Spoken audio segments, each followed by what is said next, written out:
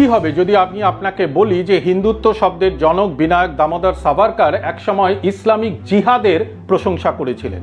কি হবে যদি বলি তিনি লিখেছিলেন যে হিন্দু আর মুসলমান আসলে রক্তের সম্পর্কে ভাই? অবিশ্বাস্য লাগছে, তাই না? আজকের ভিডিওতে আমরা কোনো শোনা কথায় যাব না, সরাসরি সাভারকরের নিজের লেখা থেকে জানবো সেই ইতিহাস, যা হয়তো আপনার ধারণাকে নাড়িয়ে দিতে পারে। শেষ পর্যন্ত দেখুন, কারণ সত্যিটা চমকে দেওয়ার মতোই। আমরা সবাই 1857 সালের মহাবিদ্রোহের কথা জানি, যা ব্রিটিশরা বলতো সিপাহী বিদ্রোহ। কিন্তু বিনায়ক সাভারকর তার বিখ্যাত বই the Indian war of independence 1857-এ প্রথমবার একে ভারতের প্রথম স্বাধীনতা যুদ্ধ বলে ঘোষণা করে। সাভারকরের মতে এই যুদ্ধ শুধু কিছু সৈন্যের অসন্তোষ ছিল না, এটা ছিল হিন্দুস্তানের প্রথম সম্মিলিত জাতীয় জাগরণ। আর এই জাগরণের সবচেয়ে বড় শক্তি কি ছিল জানেন? হিন্দু মুসলিম ঐক্য। সাভারকর ব্যাখ্যা করছেন যে অতীতে হিন্দু ও মুসলমানের মধ্যে শত্রুতা ছিল, কারণটা স্পষ্ট। মুসলমানরা ছিল বহিরাগত শাসক আর হিন্দুরা ছিল শাসিত প্রজা। সেই সময় ভাইয়ের মতো থাকাটা ছিল জাতীয় দুর্বলতার লক্ষণ। কিন্তু সাভারকর বলছেন 1857 সালের আগে সেই পরিস্থিতি বদলে গিয়েছিল।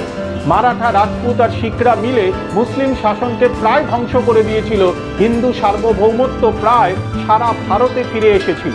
তাই এখন আর মুসলমানের সাথে হাত মেলানোটা লজ্জার ছিল না, বরং এটা ছিল উদারতার পরিচয়। কারণ এখন দুজনেরই একজন সাধারণ শত্রু ছিল ব্রিটিশ। ব্রিটিশরা হিন্দু মুসলমান উভয়েরই স্বধর্ম এবং স্বরাজ বিপন্ন করে তুলেছিল।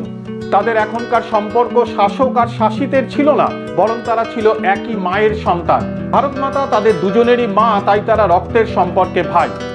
নানা সাহেব বাহাদুর শাহ জাফর, মৌলভী আহমেদ শাহের মতো নেতারা এই ভ্রাতৃত্বের সম্পর্ককে অনুভব করেছিলেন এবং সমস্ত পুরনো শত্রুতা ভুলে স্বদেশের পতাকার নিচে একত্রিত হয়েছিলেন।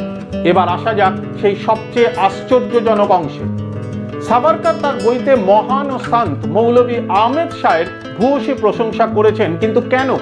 কারণ মৌলভী আহমেদ শাহ অত্যন্ত চতুরতার সাথে লখনৌ এবং আগ্রার কোনায় কোনায় জিহাদের চেতনা ছড়িয়ে দিয়েছিলেন, ব্রিটিশদের বিরুদ্ধে মানুষকে একত্রিত করার জন্য। সাভারকর এই জিহাদকে ধর্মীয় মৌলবাদ হিসেবে দেখেননি, তিনি একে দেখেছিলেন ব্রিটিশ টাইরানির বিরুদ্ধে জাতীয় মুক্তির এক শক্তিশালী হাতিয়ার হিসেবে। 11ই মে 1857-তে যখন দিল্লি স্বাধীন হয় এবং বাহাদুর শাহ জাফরকে ভারতের সম্রাট ঘোষণা করা হয়, সাভারকর সেই মুহূর্তকে উদযাপন করে লেখেন, সেই 5 দিন যেদিন হিন্দু আর মুসলমান ঘোষণা করেছিল যে ভারত তাদের দেশ এবং তারা সকলে ভাই, সেই মহান দিনগুলি হিন্দুস্তানের ইতিহাসে চিরস্মরণীয় হয়ে থাকুক। সাভারকরের মতে 1857-এর বিপ্লব সমস্ত বিভেদকে মুছে দিয়েছিল। এটা কোনো একটি জাতি, ধর্ম বা শ্রেণীর আন্দোলন ছিল না। তিনি জোর দিয়ে বলছেন, হিন্দু ও মুসলমান, ব্রাহ্মণ ও শূদ্র, ক্ষত্রিয়, বৈশ্য, রাজপুত্র, ভিখারি, পুরুষ ও নারী, পণ্ডিত ও মৌলবী, সিপাহী ও পুলিশ, শহরবাসী ও গ্রামবাসী সকলে মায়ের কষ্ট আর সহ্য করতে না পেরে এই প্রতিশোধের বিপ্লব ঘটিয়েছিল। সাভারকর এই ঐক্যবদ্ধ শক্তিকে আবার জাগিয়ে তুলতে চেয়েছিলেন ব্রিটিশদের বিরুদ্ধে চূড়ান্ত সংগ্রামের জন্য। তাহলে সাভারকরের নিজের লেখা থেকেই আমরা দেখলাম তার যৌবনে তিনি 1857-কে হিন্দু মুসলিম ঐক্যের এক চূড়ান্ত উদাহরণ হিসেবে দেখেছেন। তিনি মনে করতেন দেশ মাতৃকার জন্য হিন্দু ও মুসলমান ভাইয়ের মতো কাঁধে কাঁধ মিলিয়ে লড়তে পারে।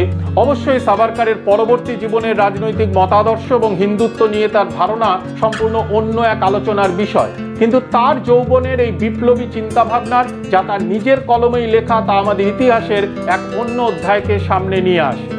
এই সাভারকর এবং পরবর্তী সময়ের হিন্দুত্ববাদী সাভারকরের মধ্যে এই পার্থক্য কেন? আপনার কি মনে হয়? আপনার মতামত আমাদের অবশ্যই কমেন্ট সেকশনে জানান। ধন্যবাদ।